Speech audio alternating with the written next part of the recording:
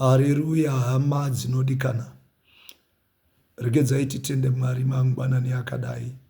Ndisati ndataura zvinhu zviviri kana zvitatu zvichakubatsira uye zvichakuvhura maziso ako, zvichakuvhura pfungwa dzako, and so that you'll be able to see where we are coming from and where we are going as a nation. Chekutanga kana usina kusubscribe, I kindly ask you to subscribe. Chechipiri ndechekuti I'm going to share a link in the comment section to our WhatsApp group. This WhatsApp group for Zimbabwe Intercessors Movement. If the Lord has called you to intercede and to pray for this nation, if the Lord has given you a burden to pray and intercede for this nation, I ask you to come on board through this link. Now, chekutanga nechekuti Donald Trump, President of United States of America, is the president with 47. Now, he is terminating funding that has to do with homosexuals, community, lesbians, and gays. And that funding is being terminated. And on this, tinomurera maoko Donald Trump, because as God-fearing believers, as Bible believers, we advocate what the Lord advocates, and we condemn what the Lord condemns. Saka a church or a Bible believer cannot support chingochan, cannot support homosexuals. That's Sodom and Gomorrah, and we know what God did. He destroyed Sodom and Gomorrah because of such kind of acts. Such kind of acts are against the mind and the will of God, and they must be condemned and not supported.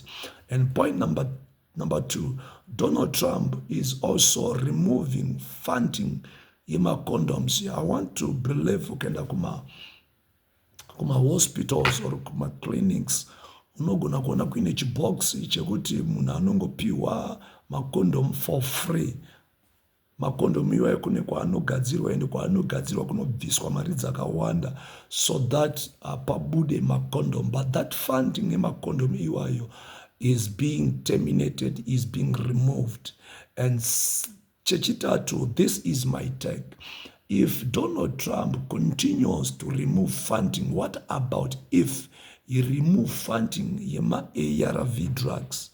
Remember, in Zimbabwe, we've got 97% of people who are HIV positive, who are victims of HIV, and those people are on ARV drugs. What about if he decides, because of the political atmosphere, political environment, political instability, political shenanigans that is taking place in Zimbabwe, what about if he's motivated to remove such funding? What's going to happen to the people of Zimbabwe?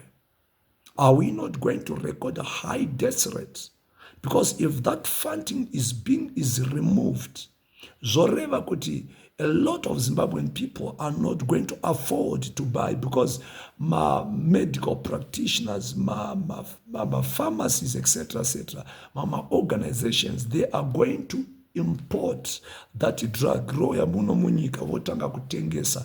Vatengesa vamwe vachakwidza prices so much that vamwe vachatadza kuafforda. In failing to afford, a lot of people are going to default. When they default, they are going to be AIDS patient, and we are going to encounter a high death rate. So this is my call to the people of Zimbabwe, that we need to come together and to pray for Zimbabwe. We need to pray. We need to stop this madness. We need to stop this idea of Mr. President being advocated by those people around him, those people who are afraid to lose their properties, who are afraid to lose their wealth, who are afraid to lose their position in this government. So they are advocating that Mr. President must gain a third term. It is not because they have the heart for Mr. President. No, they have the heart for their own bellies, the heart for their own tummies, their heart for their own properties and wealth at the expense of poor Zimbabwean ordinary citizens.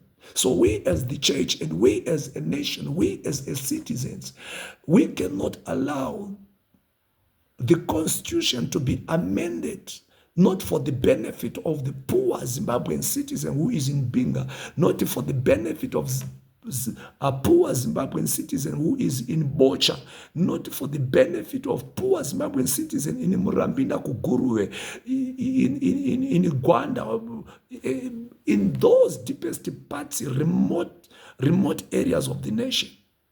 Are they going to benefit? What are they going to benefit if the constitution is amended for in favor of those who think they want to protect their interest? Iri kubatsira ani? Zviri kubenefita ani? So we are saying as the church and we are saying as the nation of Zimbabwe, let us come together and pray.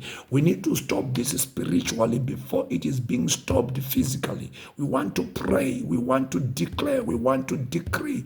This must come to a stop.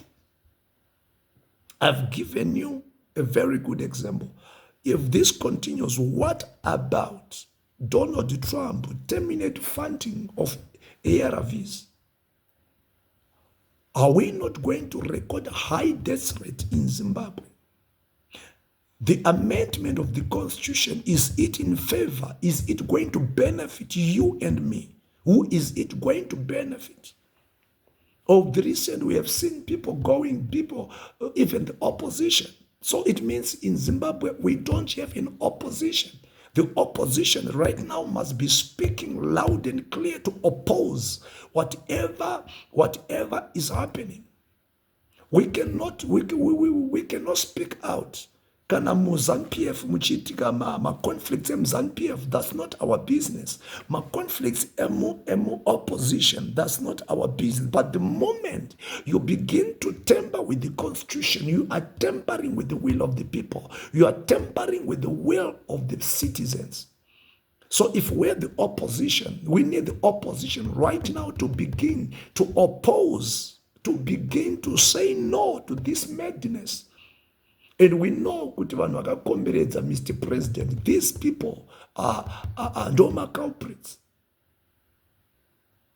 Why am I saying this? Because it was loud and clear that Mr. President says in 2028 he will be stepping down and opening a door for another man or for another woman to contest. And he wants to rest. But because of these people, na hiyo opposition SCC, hakuna munhu wese, even munhu wese akapiwa mari unotofara, unyange ukapiwa $20 unotoombera maoko. So what about vakaextenderwa, iwo ma-MPs, iwo ma-councillors, even opposition vakaextenderwa up to 10 years? Are they not going to clap their hands? Because this is bringing bread and butter on their tables, but not on the tables of every Zimbabwean citizen. And I as the bishop, and I as the church leader, and I as an ordinary Zimbabwean citizen, we say no to the amendment of this constitution in favor of some few individuals. So I'm inviting you, let us come on board, let us pray. Let us continue to pray. Let us stop this madness first spiritually before we stop it physically. God bless you, and may God bless Zimbabwe.